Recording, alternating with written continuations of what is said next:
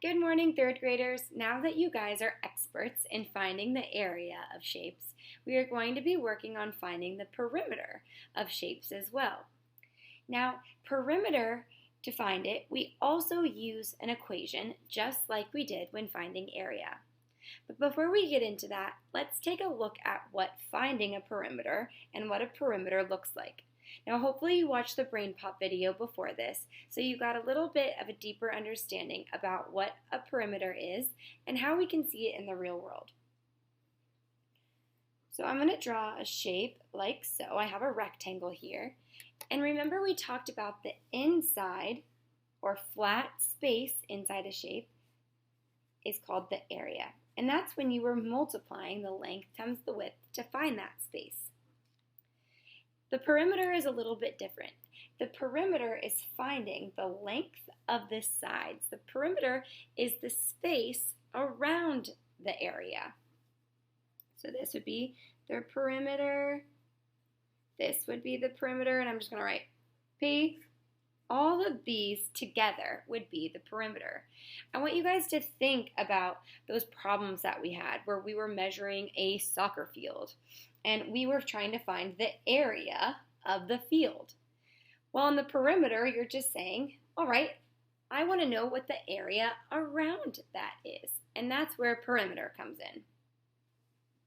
So when you are trying to find the perimeter, you're going to use a formula just like you did with area. And the formula is the perimeter equals length plus width plus length plus width. And that will help you solve when you are trying to find these rectangles' perimeters. Now, guess what? Remember the commutative property, how it doesn't matter how you multiply the numbers. You could have 2 times 5 or 5 times 2. It doesn't really matter because you get the same number. Well, the commutative property works here too. It doesn't matter how you get the perimeter, how you add your numbers, as long as you add them all together, you will find the perimeter. So you could add length plus width plus width. You could do width plus length plus length. However you want to solve it, it just means that you need to add all the sides together. So before an area, you were given numbers to work with. Let's say we have 4 and 3. Remember, you would multiply those numbers together to help you find the area inside. Well, now for perimeter, we are taking those numbers and we're just going to add them all together to find our perimeter. So let's see. In order to find this perimeter, we do perimeter. We could do 4 plus 3 plus 4 plus 3. So we know that 4 plus 3 is 7. 4 plus 3 is 7. So our perimeter would be 14. So remember, when you're finding perimeter, all you have to worry about is adding up all of those sides. Let's try another one. This time I want to focus on the units that we're going to work with. So let's say we have another rectangle here. This is 5 and this is 3. And let's say we're working with inches. Remember when we were doing area, we were doing 5 times 3, length times width, and we said that this would be, the area would be 15 inches squared. Remember, I said we were multiplying two numbers together. Remember, we also said that these were basically like little squares. So that's why we squared it. It was the area inside. Now that we're trying to find perimeter, and all that we're doing is adding the numbers together, we wouldn't use squared anymore. We would just use inches. So if this is 5 inches, this is also 5 inches across. And if this is 3 inches, this is 3 inches. So now let's add all of our numbers up together to find the perimeter.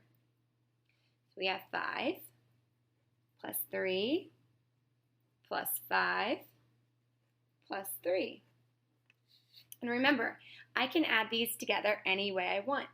So I'm going to do 5 plus 5 is 10 because that sticks out to me and it's really easy to add anything to 10. 3 plus 3 is 6, which means that my perimeter is equal to 16. And remember, I'm just going to say my perimeter is equal to 16 inches. I want to make sure my units are the same. And because I'm finding the area around the book, not the area inside, I leave it inches. So I'll show you what I mean by that. Let's say I have this book right here. I'm going to zoom out so you can see it. I have this book right here, 4th grade Rats. That will be you guys very soon.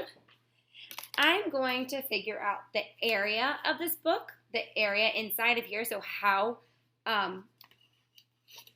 big the space is inside of this book.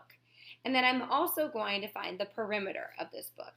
So what I'm going to do is I'm going to measure the book, and I see this book as a rectangle. So I'm going to draw it here so we can see it as a visual here.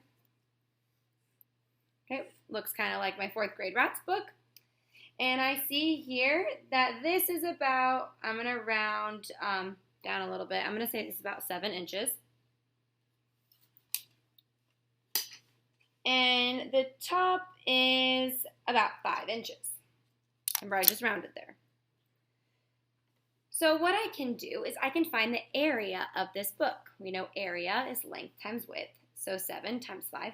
The area inside this book would be 35 inches squared because we were measuring with inches. And is our book 35 inches? No, it's 35 inches squared. If we were to take the inch and make little boxes all over it, it would need 35 to fill it up. That's why we say it's squared. Now, let's try to find the perimeter of my book. Well, do you see how on my book these sides are the same? It's not a lopsided book. It's a rectangular book. So if this spine is 7 inches, that also means that this side over here is also 7 inches. Our book's not all wonky. Same thing here. If the top of my book is 5 inches, that means that the bottom of my book is 5 inches as well.